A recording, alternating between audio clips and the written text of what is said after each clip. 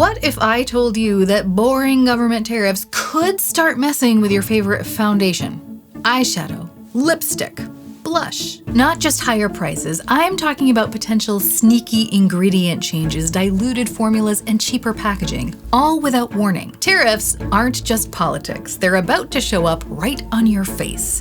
Now, the tariff situation is about as consistent as my winged eyeliner, so let's think of this as a beauty forecast, not a breaking news alert. We'll examine what's possible, how it might affect you and the wider beauty community, and what clever beauty lovers are doing about it. Just so we're all on the same page, tariffs are basically just extra taxes placed on products that come into the country from elsewhere. And who pays those taxes in the form of higher prices? You got it, we do. And because so many of our favorite beauty products are made overseas, the beauty community has been buzzing about what this could mean for our makeup bags and our wallets. This will definitely be an issue. The beauty slowdown, In my opinion, it will not go away. YouTuber Miss Dion took a hard look at her makeup collection, and what she found was a little too relatable. Natasha Denona says, made in Italy. Pat McGrath, Motherships, people love them. Made in Italy. House Labs, made in Italy.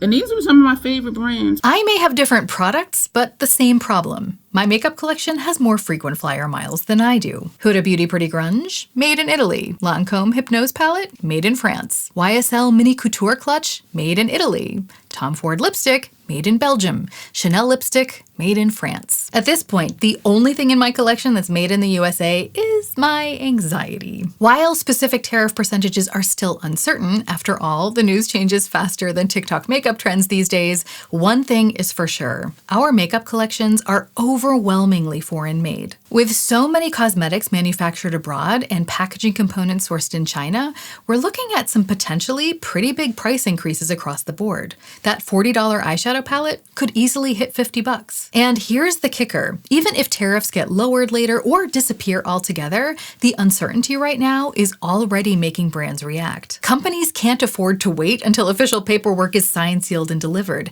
They have to start adjusting their strategies early. Case in point, the EU is banning talc in cosmetics starting in 2027, but the fallout is already happening now.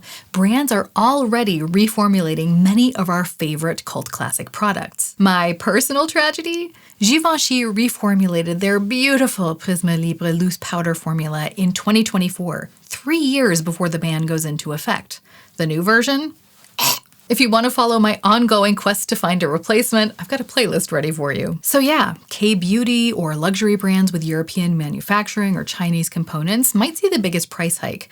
Meanwhile, domestic indie brands might start to look like a real bargain. Although, that's a gamble too, because many of them still import ingredients, packaging, or entire formulas. The bottom line? Our makeup collections are filled with beautiful itty-bitty jet setters, and our wallets are about to feel the jet lag. But the real bombshell that I don't hear many people talking about is that price hikes? That's just the beginning. The real beauty scandal is what I think will be happening behind the scenes.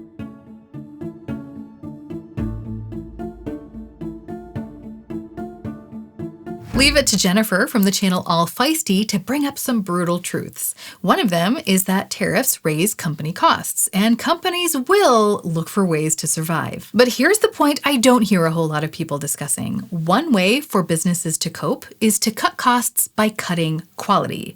Translation, your favorite blush might not be your favorite blush for much longer. My opinion is that costs will definitely go up. I think quality will likely go down because if you're trying to look for cost-cutting measures, that is one way to do it. She did a great deep dive on this topic, so I'll link her video and the other creators I mentioned below. But what might declining quality actually look like? I have a feeling brands will probably try some sneaky formula tweaks, hoping we won't notice. But here's the thing. Someone always notices, and once the whispers start, it's only a matter of time until it's beauty community public knowledge. To get a clearer picture, I talked to scientist and YouTuber Beauty and the Beaker, and what she had to say was eye-opening.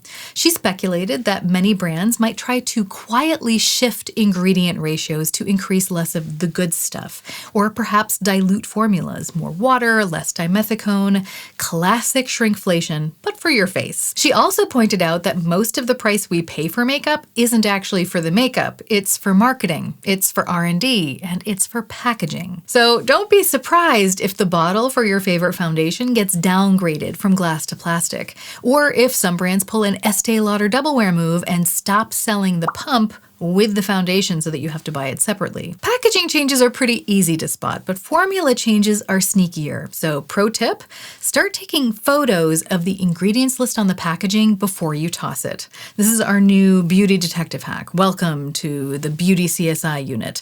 Don't forget your badge and your magnifying glass because God knows some of the text on those packages is microscopic. Remember, ingredients are listed by concentration. So if something important falls way down the list, that's your red flag. And your before and after photographic evidence might just save you from repurchasing a secretly downgraded favorite item. By the way, are you thinking that your makeup is safe because you don't live in the US? Unfortunately, I have some bad news. Remember that EU talc ban I mentioned? That policy is local, but the impacts are global.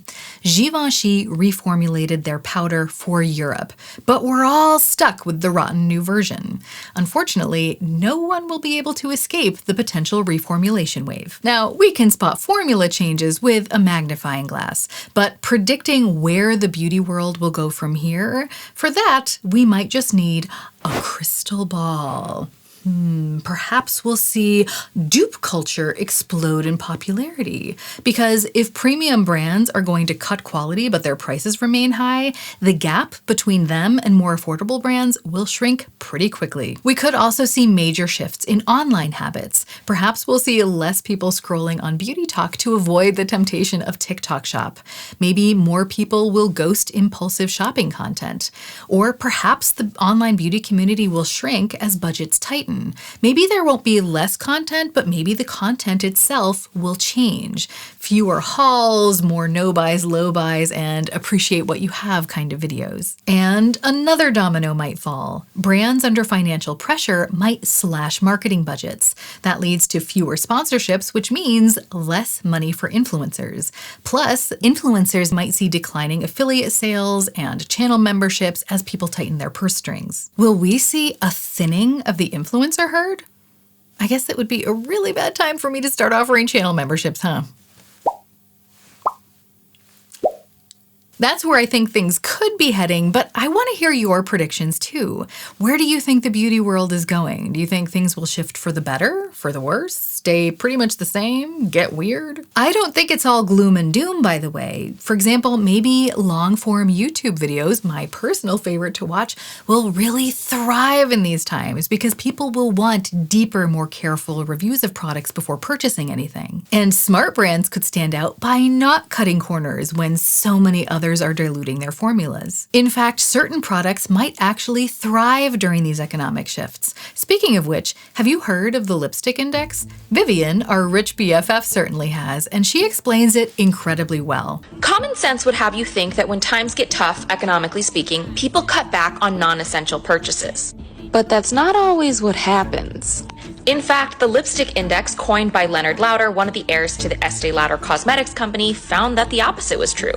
Essentially, as the economy gets worse, beauty product sales get better. He first saw this happen in 2001, and economists saw this again in 2008 when nail polish sales soared. And at the beginning of the pandemic, when masks became a thing, fragrance sales saw an uptick. She goes on to tell us why. When people can't afford larger discretionary spending like vacations or furniture, then a tiny treat like lip gloss feels like an affordable luxury. So apparently, our collective lipstick addiction is actually an economic indicator. Who knew our makeup bags were predicting recessions before economists? I wonder if they also give good investment advice. Affordable luxury is still luxury to our brains. Plus, chaos loves a startup. New brands might actually have the advantage here. No old factories to refit, no knotted supply chains to untangle, just a blank canvas and tons of opportunity. Or maybe we'll see new trends. Perhaps multi-purpose products will become the MVPs of our makeup bags. When one product does 3 jobs, suddenly a higher price point makes more mathematical sense. So with all this happening, what's a beauty lover to do? Let's talk about how to navigate some of these potential changes without breaking the bank.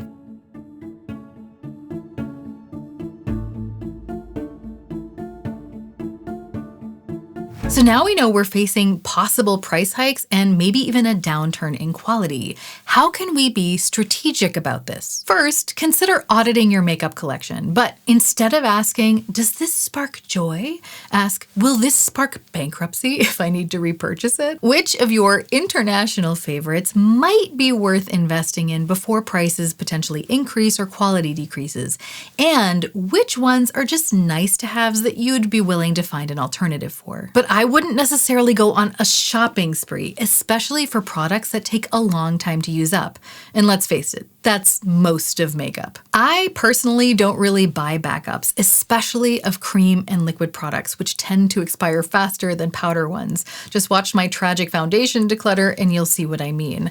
But if I could see that I'm going to run out of my everyday foundation in, I don't know, maybe the next 2 months, then maybe I would consider buying something like that now. Also, if there's a specific item that's been at the tippity top of your wish list for a while, now might be the time to get it.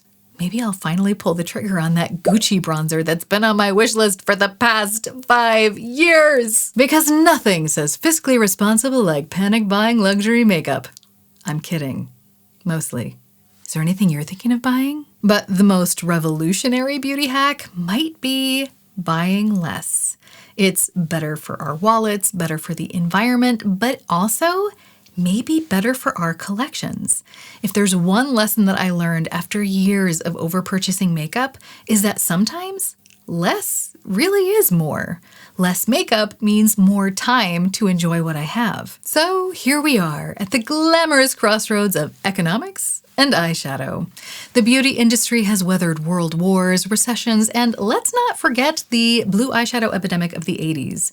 This tariff situation is just another chapter in our collective beauty history. But here's my prediction. This might force us to become wiser consumers of beauty, more intentional, more appreciative of what we already own. So tell me, are you team stock up or team use what you have? Or maybe you want to drop one product in the comments that you're considering buying before prices or maybe quality change on us. I would love to hear your perspectives on all of this in the comments. If this helped you make sense of the beauty chaos, then that thumbs up button is calling your name. Subscribe for more intentional beauty content and check out this video to see me try some luxury products to see if they're worth the splurge. Feels pretty relevant right now. Thanks for hanging out. I hope you have a wonderful week and we can all remember that even stumbling can be a form of moving forward. So let's stumble in style.